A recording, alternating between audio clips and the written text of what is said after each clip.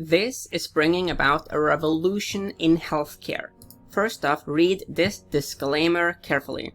We will look at the extremely disruptive genetic engineering theme. You can see here that it is massively outperforming the S&P 500 by hundreds of percent. So if we go to this theme, you can see that there are quite a few stocks here. The performance varies. You see some are extremely bullish.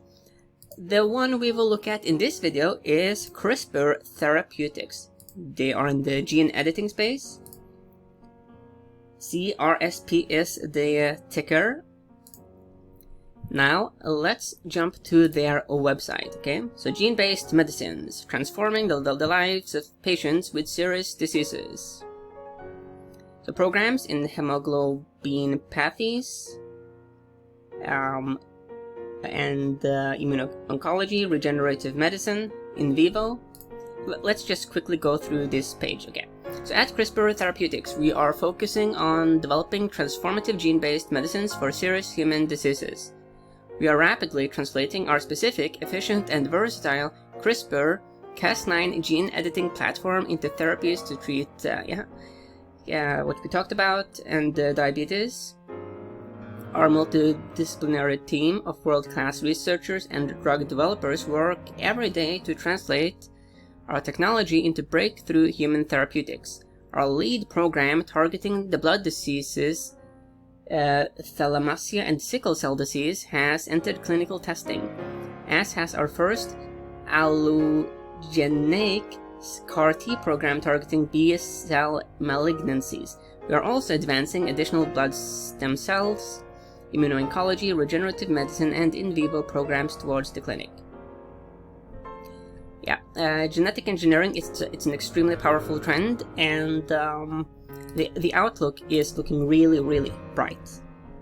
However, this industry is in its very early stages, hence it will be tricky for Wall Street to price these companies, and that is reflected in this long-term chart for CRISPR. You can see that the moves are very big up and down, very good for, swing traders, I guess. This move here, as an example, 318%. This, correction here, a whopping minus 55%. Okay, so these are really big moves. It's quite interesting to see the cycle patterns here. So let's actually look a bit at the cycles, whether we can see some clear cycles. Let's move this one around a bit. There are some relatively clear cycle patterns here. Let's actually make the cycles a little bit smaller, like that. So you can see that, rise, decline, rise, decline, rise, decline, rise, decline. So there are some clear cycle patterns here.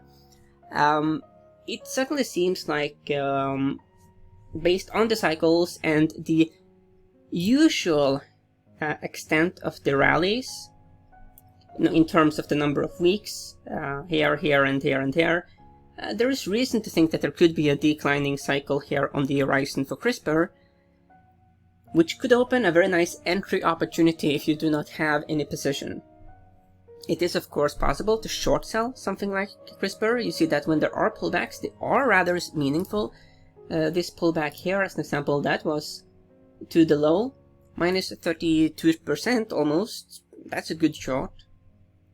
Of course, because this is a big mover, it is, dangerous as well to short, this rally here. So let's imagine that you are short CRISPR, then there is a big rally, and all of a sudden, 97%. So you need to have your stops in place. But long term, to be perfectly clear, I'm very bullish on genetic engineering. But obviously, looking at the charts, it's volatile. You could make the case that we have a triple top in play. Top, top, top. This region here definitively looks like a place where buyers step in, and you can see that the lows have actually, the closing lows are rising. So that's nice to see. RSI is basically in the neutral zone, the accumulation distribution line. Yeah, I mean, you can see here that the price here was higher here than here. Hence, you know, you need to look at RSI and the AD line in that context. The correlation with S&P 500 is 70%, so not super strong, but it certainly is. There is a correlation. Okay, so let's look at the daily data points. So here you can see the recent pullback. We are seeing generally lower highs and lower lows. There are some key support levels here below us, the 200-day moving average as an example. If you look here at the past, you know, it's been relevant before. You also have the confluence here of the 200 with the 100-day, which, you know, strengthens that support level. So if we do see further pullback here, that certainly would be a level to watch out for. I mean, this is a very interesting stock. Clear cycles, very tradable, long-term bullish, but I would not be surprised to see a declining cycle. Here is the ARC-G. That's the ARC Genomic Revolution ETF. You know, that's the ETF for this space. You do see that there are clear cycle patterns here as well. Here we have a rather aggressive rising cycle. You can see that the trend has been a rising cycle, sideways pullback, sideways pullback, sideways pullback. Hence, you could make a strong case that this rising cycle, it has already done a lot. It's been a very strong move. We are in this sideways move. Based on the history, there's a probability here of a pullback in the ARC-G, which would, you know, corroborate the theory that we could see a declining cycle in a continued declining cycle in Crispr. But yeah, overall, well, let's actually do more exploration. Let's look at the seasonality. Okay, we do not have that much history on CRISPR, CRSP, but you can see here that June, it tends to be one of the strongest months. But then you see that July and August and September especially are weak, which, you know, if you look at CRSP like that, if we change it to monthly data points, just to do, you know, the seasonality study. So if you look at some of the previous cycles, declining cycles, they have been multiple months. Hence, you know, rise, decline, rise, decline, rise. You know, it would make sense based on the seasonality. The seasonality to see some decline here. Okay, so that's something to just take into account. That we do have the seasonality here, strong weakening from July heading into September. Yeah, I mean, we are seeing some patterns here. Let's look at the ARC-G. ARC-G, we do not have much history on the ARC-G though. Let's look at this like that. You can see here that May strong, and then you do see this weakening here on the ETF as well, heading into the autumn.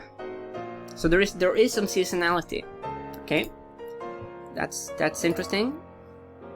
Let's of course do some further exploration. Here you can see some in a bunch of different metrics. Options are available, meaning, you know, if you do have a long position on CRISPR, you could use protective puts. There's also option strategies for, you know, and basically anything you can think of. So options is a super interesting market. The stock is also shortable. Here you can see the price to sales. You know, it is extended, but we need to take into account that this is a company in an industry that is super heavy on R&D expenses. Here you can see some performance data. Strong performance. Performance for the quarter is 80%. That's really strong. The target price is $75.19. You know, that's the average of what the analysts think. It currently is trading at $66, and you know, the price target, it is 13% above the current levels. It is of course fully possible that we are going to, you know, just see some bounce and then go up there. then again, we did see some relatively clear seasonality, so it's sort of like you need to weigh the different arguments here. Because it is never like, you know, whenever you are investing, there's never like, well, it's very rare to find like just a super clear thesis. There usually are like a bullish case and a bearish case. As long as you use, you know, clear position management, you know, you protect your losses and you let your winners run, then even if you have like a 50% success rate, you will actually be able to be quite profitable. But it is all about managing, position management. Okay, sex rank, number 3 hold, F value score and F growth. That's not good. D momentum. So yeah, that's not ideal. Dividend, no dividend, no surprise there. Market cap is $4 billion US, so it is not a small company. But that is also it does have some benefits as far as using bearish strategies, because, you know, shorting like a microcap genomics company, that's really dangerous. Then you can literally have it like move 900% against you overnight. Yeah, let's have a segment now related to genetic engineering, and this is more, you know, about genetically engineered foods, GMOs. In this video, I will present the pros and one con. There are many more cons, but I want to keep the video not to prevent it from becoming super long. So here are some of the pros. So you can make the plant resistant to insects, pests, and bacteria, increase the crop yield, enhance taste, convenience, and, you know, aesthetics. You know, how pretty. As an example, you know, the strawberry is. You can add nutrients. You know, you can make it more healthy, extend shelf life, and reduce food waste. You know, these are, you know, some good points. As far as, you know, feeding the world, then GMOs is one way to solve that problem. Having said that, I do think that the much bigger problem is human overpopulation, which I think is going to be the biggest systemic threat going forward, and the biggest catalyst for major wars. So that is something to think about.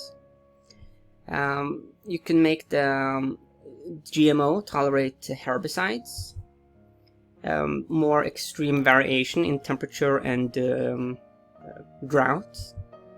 And there are, of course, cons. Let me just pick one. Things can basically just go wrong and all hell breaks loose. The big challenge is that our understanding of genetics, it has improved very substantially, but it is at the primitive level. Hence, the risk of side effects, very unintended side effects, are definitively there. Just think about how primitive our pharmaceuticals are. Whenever you see a pharmaceutical, flip it and look at the side effects, and you will be shocked by how many side effects there are. Yes, our current modern medicine has made a lot of progress, but it is far more primitive than people think. Okay, but my summary on Crispr Therapeutics, I'm very bullish long term. Obviously, this is a very volatile industry, but long term, very good, bullish. We did see some very interesting seasonality with Crispr, which could mean that on the horizon, there could be some very nice entry opportunity for bullish positions. Right here today, there could be some bearish setups. Okay, let's now look at S&P 500. Yes, we are looking at the futures, and lo and behold, of course, we are having an update.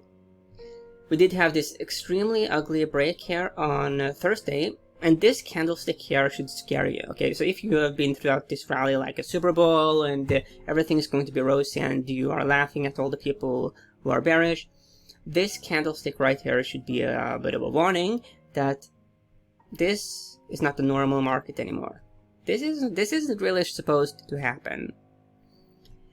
Hence, this bounce here needs to be viewed in that context.